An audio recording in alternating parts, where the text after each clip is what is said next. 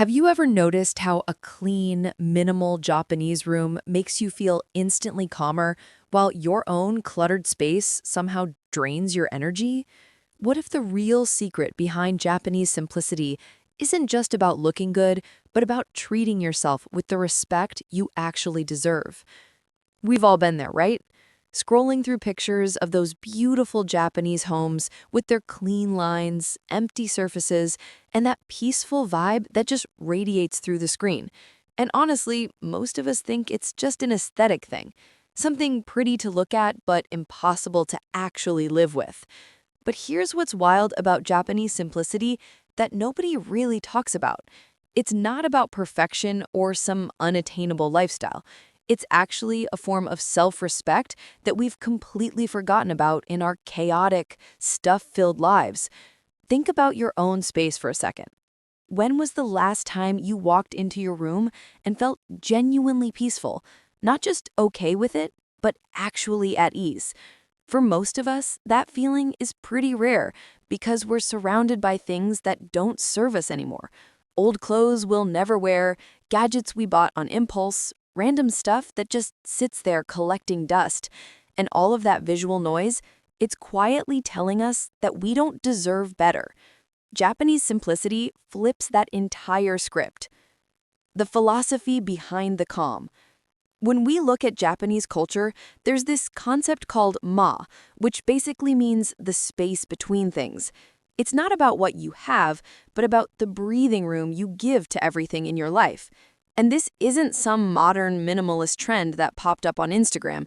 This goes back centuries, rooted in Zen Buddhism and the idea that peace comes from having less, not more. Here's something that really puts this into perspective. According to a study by the Princeton University Neuroscience Institute, clutter actually restricts your brain's ability to focus and process information. Your visual cortex gets overwhelmed by all the objects competing for your attention, which means your mind is constantly working overtime, even when you're supposedly relaxing at home. The Japanese figured this out without needing brain scans. They understood that when your space is calm, your mind follows. But it goes deeper than just having empty rooms. Japanese simplicity is about intentionality. Every single item in a traditional Japanese home has a purpose and a place. Nothing is there by accident or because someone forgot to throw it away 5 years ago. When you choose to live with less, you're making a statement that your mental clarity matters more than keeping up with trends or holding on to things out of guilt. Japanese simplicity flips that entire script. Respect through daily rituals. Now, let's talk about how this shows up in everyday life, because this is where it gets really interesting. In Japan, there's this beautiful attention to detail in the simplest activities. Making tea isn't just dumping a bag in hot water. It's a mindful process. Eating isn't scrolling through your phone with a plate balanced on your lap. It's sitting down, being present, acknowledging your food. We've somehow convinced ourselves that rushing through everything means we're productive, but what that actually means is we're disrespecting our own experience. When a Japanese person carefully folds their clothes using specific techniques, they're not being obsessive. They're showing respect to their belongings and, by extension, to themselves. It's saying that their things deserve care, which means they deserve care too. There's a fascinating connection here to mental health that researchers have been exploring.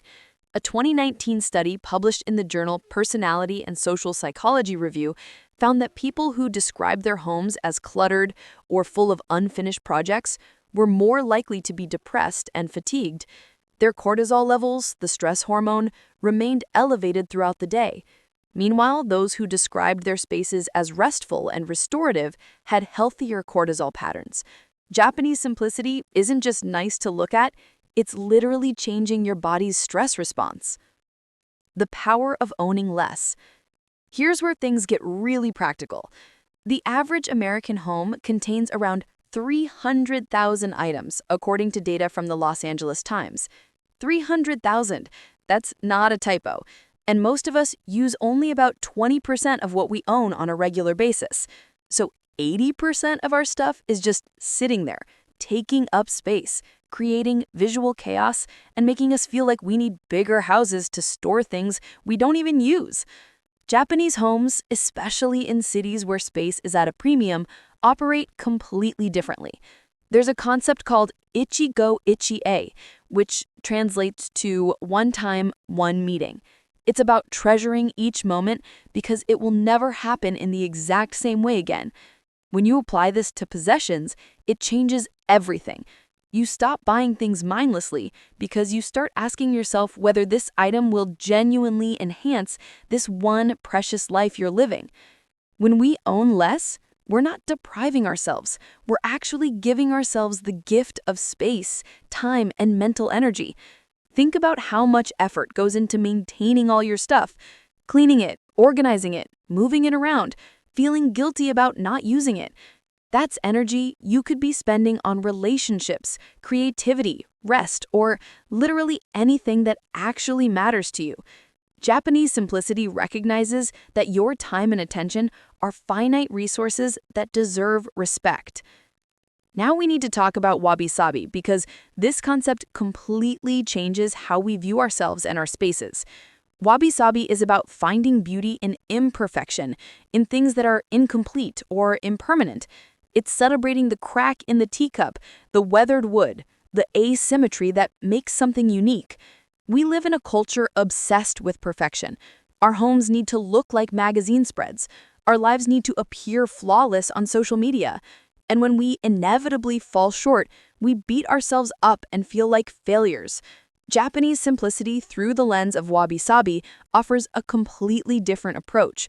It says that the worn, the aged, the imperfect, that's where the real beauty lives. That's where authenticity exists. When you embrace Wabi-Sabi in your space, you're practicing self-compassion. You're acknowledging that you don't need to have everything figured out or looking perfect to deserve a peaceful environment. The simple, slightly imperfect space is enough. And by extension, you are enough, exactly as you are right now. This is self-respect at its core, accepting yourself and your life without constantly striving for some impossible ideal. Creating space for what matters. Here's something we don't talk about enough. When your physical space is simplified, you create room for the things that actually feed your soul. In Japanese culture, there's often a tokonoma, a small alcove in the room where you might display a single piece of art or a seasonal flower arrangement. It's intentional beauty, carefully chosen, given space to breathe and be appreciated. Compare that to how most of us live. We have every surface covered with random objects, our walls plastered with posters or photos we stopped noticing years ago, and everything competes for attention so nothing actually gets appreciated. When you simplify, you can suddenly see what you love. That one painting that makes you smile, that plant you've been nurturing, that book that changed your perspective. They get to shine instead of disappearing into the noise. This extends beyond physical objects too. Japanese simplicity in scheduling means not cramming every minute with activities. It means building in buffer time, space to breathe between commitments, permission to do nothing occasionally without guilt.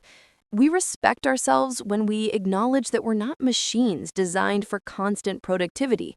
We need rest, blank spaces, moments of nothing to stay sane and creative. Bringing it home. So what does all this mean for us, living our regular lives in places that aren't Japan?